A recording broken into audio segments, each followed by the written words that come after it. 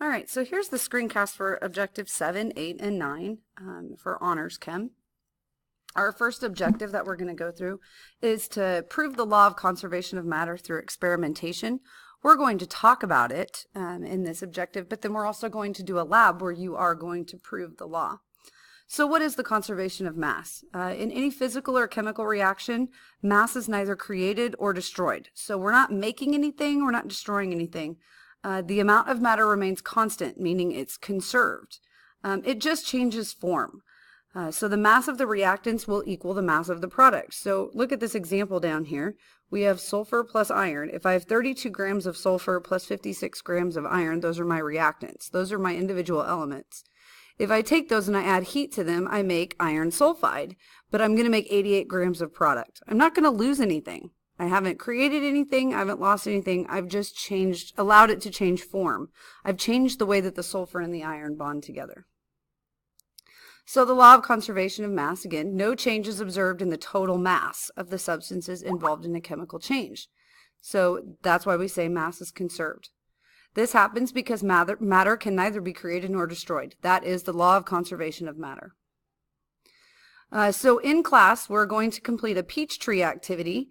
And then we're going to do a calcium oxalate precipitate demo, but we're going to do both of these in class to demonstrate the law of conservation of mass. This is going to be your lab activities that will prove this objective. Okay, objective number 8, differentiate between elements and compounds. We've been talking a lot about elements and compounds, just kind of in passing, but to actually give the true definitions of each and to go through what each is probably a little beneficial for you. Okay, these are the elements that you're going to have to know for your element quiz. I know it seems like a lot, but when you look at the periodic table and there's 118 elements, only having to learn 30 is not so bad. My recommendation for you would be to make note cards or flashcards, which I can provide you with materials to do that. We're going to actually work on it in class. One side with the symbol on it and one side with the name. And so you would put aluminum on one side and AL on the other side so that you can practice. Spelling does count. You will have to spell these things correctly. Don't try to combine two together. Your quiz for this will be announced. The date of the quiz will be announced. But these are the elements that you are responsible for. The other thing is there's a quiz down here. There's just a practice, Emporia High School Chemistry 1 Elements. It's a Quizlet that you can use for practice, and you can do it as many times as you want to. So that's available to you in this particular PowerPoint. So a little bit on elements versus compounds. So what is an element? Both of these things are substances, meaning they are pure forms of matter. They're not mixtures. Elements are the simplest form of matter that has the properties of that substance. So only one type of atom. So if I have a sample of gold, it's only going to have gold in it. It's not going to have gold and oxygen and magnesium and calcium. It's only going to have gold in it. That would be a pure element. The symbol for the first letter is always capitalized, and the second and the third letter, if there is a third letter, those are not capitalized. So you will always capitalize the first letter, but not anything after that. The name is not capitalized unless you're starting a sentence, so you don't need to capitalize gold unless it's the beginning of a sentence. You can break elements down into protons, neutrons, and electrons, but you no longer have the properties of that element. It is not that element anymore. All the protons are the same. The protons of gold are the same as the protons of silver. So if I break something down into its protons, neutrons, and electrons, I don't have that particular element anymore. And a compound is a chemical combination of two or more different types of elements. So a mixture is where we physically put things together. A compound is where you chemically combine them together. And when you chemically combine things together, you get new substances and new properties. So compounds can be broken down into simpler substances, into their individual elements. You just have to use a chemical reaction to get them there. Whereas with mixtures, you physically separate them. With a compound, you have to chemically separate it. So if you look down here, like nitrogen oxide, it has nitrogen and oxygen in it. I cannot just separate those two by filtering it out. I have to do a chemical reaction to separate that. I have to do a chemical reaction to separate the hydrogen gas from oxygen gas in water. The same thing with nitrogen and oxygen and nitrogen dioxide. Carbon dioxide. I can't just filter out the oxygen or use density to allow the oxygen and the carbon to separate like I can with mixtures. I have to do a chemical reaction to get them to separate. So chemical means is a chemical reaction or a chemical change. So I have to do something chemically with a compound. I form something new. For a compound, the symbol is going to have 2 or more capital letters. Because, for example, if I have nitrogen and oxygen together, the symbol for nitrogen is N, the symbol for oxygen is O. So you've got them both capitalized because that's their symbols. The name is going to be 2 words because there's at least 2 elements part of it. There might be 3 elements or 4 elements or 5 elements, but at least a minimum of 2 elements. 7 of our elements are actually diatomic. Di means 2 and atomic meaning atoms. These guys are not stable by themselves. Most of the elements on the periodic table will, when they are not bound to something else, will exist on their own without being in a compound. They are perfectly fine existing on their own as a pure substance, as a pure element. These 7 elements, though, are not happy by themselves. Hydrogen, and then nitrogen, oxygen, fluorine, chlorine, bromine, and iodine. We're going to label these 7 on your periodic table because when we do our chemical reactions unit and you're writing out equations, these guys kind of come back to haunt you a little bit. Because when you make hydrogen, you don't just make H, you make it as H2. It's not stable that way. The electrons are only happy, their electron shells are happy when these guys are bound together. They're more stable.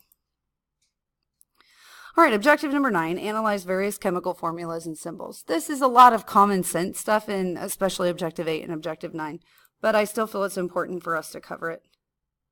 Chemical formulas, when I look at a chemical formula, it's going to show the type and the number of atoms that are present in an element or a compound. So that those symbols tell you what type of atom it is. It tells you what element is there. The subscripts, those are the little numbers on the bottom, that tells you the number of atoms. We don't write 1, it's just understood, but the subscripts go below, so they're lower, and they go after the element. Parentheses are used to put groups of atoms together. So when you see parentheses in a formula, that means those groups of atoms go together. So for example, this is just a plain chemical symbol, NaCl, so it has the element sodium and it has chlorine in it. There's no subscripts after sodium and chlorine, so you assume that there's 1. So this consists of 1 atom of sodium bonded to 1 atom of chlorine. Water has subscripts with it, and the subscript, remember, is going to be written lower and after that element. So this means there are 2 atoms of hydrogen bonded to 1 atom of oxygen in this compound. And then the parentheses group atoms together. So there's only 1 atom of calcium, and inside the parentheses I have 1 atom of nitrogen and 3 atoms of oxygen, but of that NO3 group I have 2 of them. So I have to distribute that 2, just like in math class, I have to distribute that 2 to everything in the parentheses. So because calcium's out of the parentheses, I still only have 1 calcium, but if I distribute this, I have 2 nitrogens and I have 6 oxygens that are bound to that 1 calcium. And that's what this describes down below. So this next slide is going to be full of 6 practice problems, and I want you to go ahead and try these 6 on your own. We're going to go over them in class, and I just want to make sure that everybody knows how to do this, but I want you to do some of this practice on your own. So in your notes, write down these 6 practice problems and go ahead and complete them. These compounds, as we're talking about them, it's a great time to talk about the 2 laws that govern compounds. The first one is the law of definite or fixed proportions. The law of definite proportions basically just says that a compound will always have this amount of these elements by mass in it. It's never going to be anything else. So the definition, when 2 elements combine to form a compound, they combine in a definite fixed proportion by mass. So we have 2 atoms of hydrogen, 1 atom of oxygen in water. If we look at the mass percentages, it's always 11% hydrogen. So of the mass of 1 molecule of water, which weighs 18 grams, it's actually 18.02 grams, 1 mole of water. 11% of that mass, so 11% of 18 would be hydrogen, and 89% of it would be oxygen. So oxygen weighs a lot more than hydrogen does, which is why it takes up more of the mass percentage. But the important thing is water will always be 11% to 89% because it's H2O. If I change the formula, if I have a different formula, like hydrogen peroxide is H2O2, it's going to have a different percentage. So if I have an unknown substance, like a clear liquid, and I don't know what it is, and I find that the percentage of hydrogen is 11% and the percentage of oxygen is about 89%, I know it's water. Water will always be this. That's what we mean by a fixed proportion by mass. These percentages are always going to be the same in any water sample. The second law is the law of multiple proportions, which I can use this example to show you, or the example that I've already previously talked about. When two elements combine with each other to form a compound, the ratio of the masses of one element that combines with the fixed mass of the other are simple whole numbers. Basically what this means is, yes, I have H2O is water with hydrogen and oxygen, and they're combined in a 2-to-1 ratio. But I also can have hydrogen and oxygen combined in a 1-to-1 ratio and end up with 2 atoms of hydrogen and 2 atoms of oxygen. Don't worry about this math. We will not be calculating anything like this. I just want you to see that I can take the same elements and combine them in different formulas or different compounds in different ratios. And I get, different substances. But if it's a 2-to-1 ratio of hydrogen to oxygen, that's water. A 2-to-2 or a 1-to-1 ratio of hydrogen to oxygen, that's always going to be peroxide. So you can form these in these simple whole number ratios. So the smallest form of an element or a compound is going to be the atom, so the individual atom. So hydrogen, remember it exists as H2, it actually is 2 hydrogen atoms bonded together. So this would be considered a compound. And the smallest form of that compound would be the element. The smallest thing I can break that down into and still have that material would be the element. So hydrogen is made of 2 hydrogens. Oxygen is made of 2 oxygens.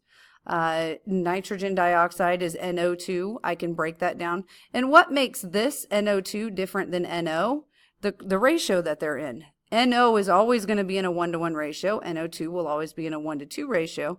But that's what makes these guys different compounds, is that ratio of the same elements in a different form. So we're going to go through this Kahoot, these 2 Kahoots in class. You do not have to do them on your own. And that's it for this objective.